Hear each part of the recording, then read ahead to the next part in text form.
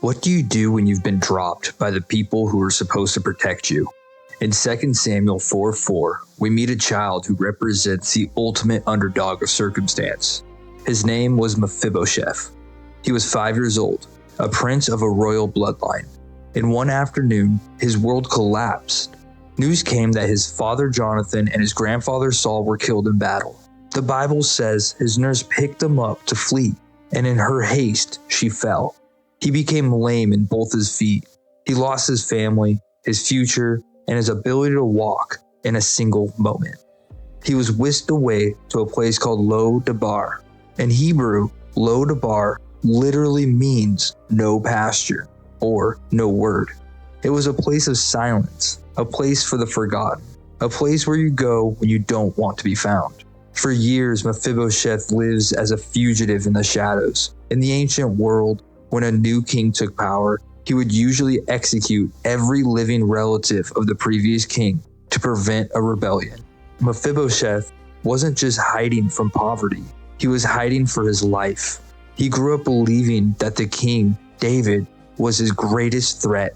But David was remembering a promise. He had a covenant with Jonathan. And in 2 Samuel 9:1, David asks a question that changes history. Is there still anyone who is left of the house of Saul, that I may show him kindness for Jonathan's sake? Notice David doesn't ask, is there anyone strong enough to serve me? Or is there anyone worthy? He asks, is there anyone left? Mephibosheth was the last person anyone would choose. He was hidden in no man's land. He was disabled in a culture that offered no support. But the king's grace has a way of finding people in the most remote corners of Lo-Debar. When David's soldiers finally arrived in Lo-Debar, Mephibosheth must have thought his end had come. He is brought to the palace trembling.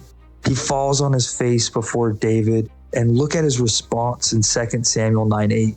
What is your servant that you should look upon such a dead dog as I? This is the underdog complex. He didn't just have broken feet, he had a broken soul. He didn't see a prince in the mirror. He saw a discarded animal. He was defined by his trauma, his lack, and his location. He thought he was being brought to the palace for an execution, but he was actually being brought there for an inheritance. David's response is pure gospel.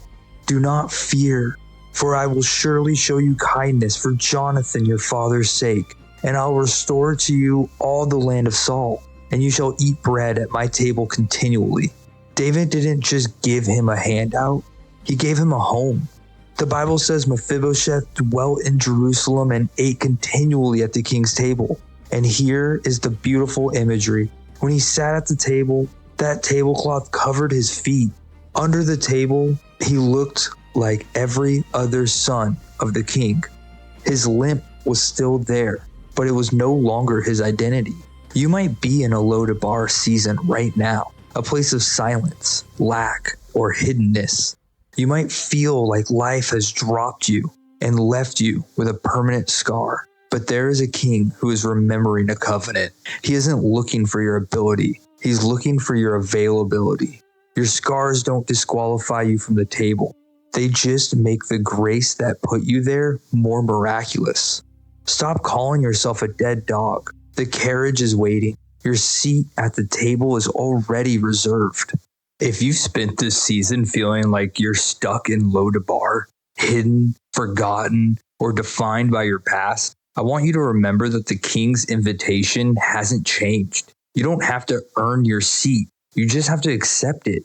If the story reminds you of who you truly are, hit the subscribe button and join our community. We're all just underdogs learning to sit at the king's table. I'll see you in the next one.